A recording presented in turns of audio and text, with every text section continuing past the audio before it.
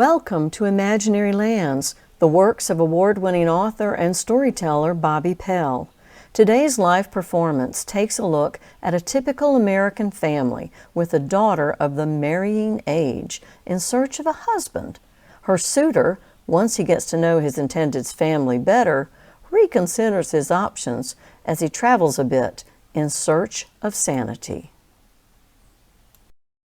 Okay, now some marriages are actually like that, but sometimes you can have marriages that really work, or impending marriages that might work. So for this next story, I have some volunteers. Okay, Miss Lily, come on up. Miss Shirley, Mr. Ron, and the tall, handsome stranger with the red hair.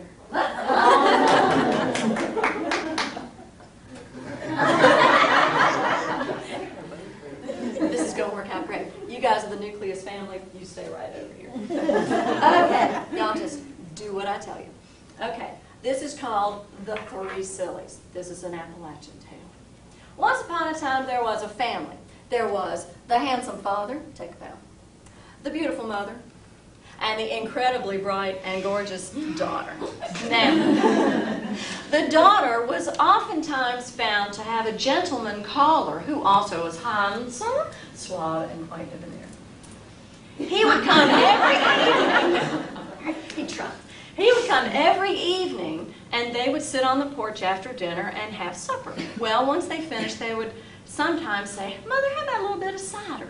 So the daughter, this particular evening, was told to go get the cider. So she walked down into the cellar, which is over there. Walked down into the cellar. She got down into the cellar.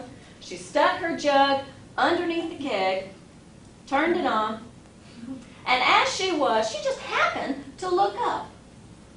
And when she did, she saw the biggest hatchet you've ever seen stuck in that wooden rafter up there. And she thought to herself, in shock, of course, she thought to herself, "Oh my God, what will happen if I marry the handsome stranger and we have a son and we comes down here to get cider and the hatchet should fall on his head and crack him open and he'll be dead? What a dreadful thing that will be." And she just started crying. She put down the pitcher and just started crying. And she cried, and she cried, and she cried. Now, they were wondering where she was, so Mother went down to investigate. She walked down the steps, and she got down there. She asked her daughter what was wrong. Yes. Now, tell her about the hatchet. There's a hatchet up there. If I have a son, it'll fall on his head and crack him open. Oh! What a dreadful thing that would be. And they both started crying. Big time. Because she got just upset.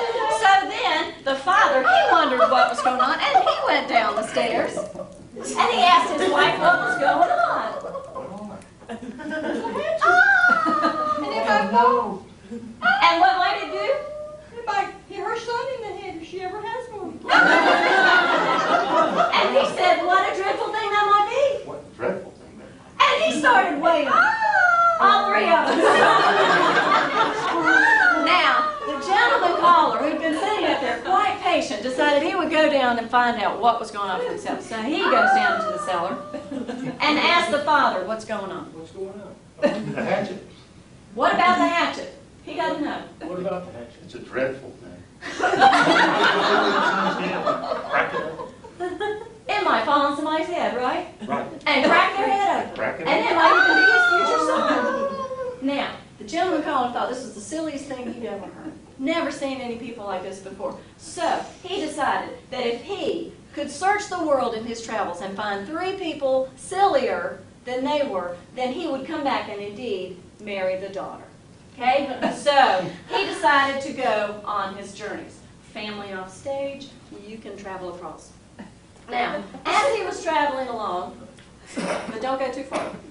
As he was traveling, he came upon a woman with her cow outside her hut. And he noticed that she seemed to have some kind of problem and came up and asked her about it. Ask me about it. What's your problem? Thank you. I'll tell you what my problem is. You see this house? You see my house? You see this beautiful thatched roof I have with all the tender green grass on top? Well, see, I have my cow, and I want my cow to give me the sweetest milk possible. Now, if I can get my cow up on that roof to eat that grass, then I'm going to be in good shape. So, look, will you help me out? I want you to help me push this cow up on the roof. Now, I know you're thinking, but what if the cow falls? I'll tell you, I've already figured that part out. See, I'm going to put the cow up on the roof. Then I have this rope. I'm tying it around the neck. I'm going to take that rope, let it fall down through the chimney. Then while I'm in the house doing my chores, see, I'll wrap it around my waist. And if something happens to the cow, I'll know. You know, it'll tug. So, help me get this cow up here. You ready? Help. I need some big, strong arms. Okay, let's push. Ready? You're really helping out. You're just moral support. 1, 2, push. Okay. Thank you so much. All right, now, she got her cow up there, and he started walking along. And as he did, he heard this gosh awful whoa!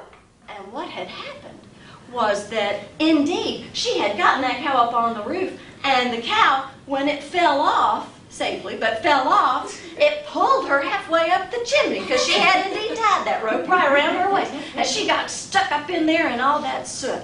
And he says to himself, "That's one. That's one." Now he traveled along quite a long and weary day that night, and ended up that he came to an inn. Now the inn was full, and the innkeeper said, "I only have one room left, and I can bunk you in with a guy, but he's already asleep, nice fella. Think that'll be okay?" That'll suit you. Okay, so he went in that night, went to sleep, but when he got up the next morning, there was his fella, and he was doing the strangest thing. The man had taken his trousers with the suspenders, had draped them over the knobs of the dresser, and was running at the dresser and jumping into the pants. And he sat up and asked the fellow, "What are you doing?" What are you doing? I tell you, I can't figure it out.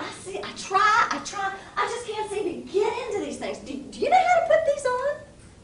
So, of course, the gentleman caller, being the bright and sophisticated person that he was, showed the man you simply put one leg on at a time, and then pulled it up over the back. And the man went, "Why, that's incredible!" And the caller says to himself, "That's two." Easy enough. So he traveled that day, and as luck would have it, it was a full moon that night, so he was able to travel a little further. He came upon a whole community of people, and he couldn't figure out what was going on. There was a huge pond, and the moon, as full and bright as it could be, was right above it. And all these people were there with rakes and scrapes, and they were trying to rake something out of the pond, and he came up and asked them what they were doing. What are you doing? "Well, you won't believe it, it's the most dreadful thing. The moon done fell in the mill pond. We're trying to get it out. Come on, you want a shovel? There's an extra one over there. We're trying to get it out." He tried to tell them it's just a reflection, but they wouldn't listen. And he says to himself, "That's three." The family then returning quickly came up, and he then asked for the daughter's hand in marriage. Would you marry me? "Oh, yes." And she said, "Of course." And they all lived happily ever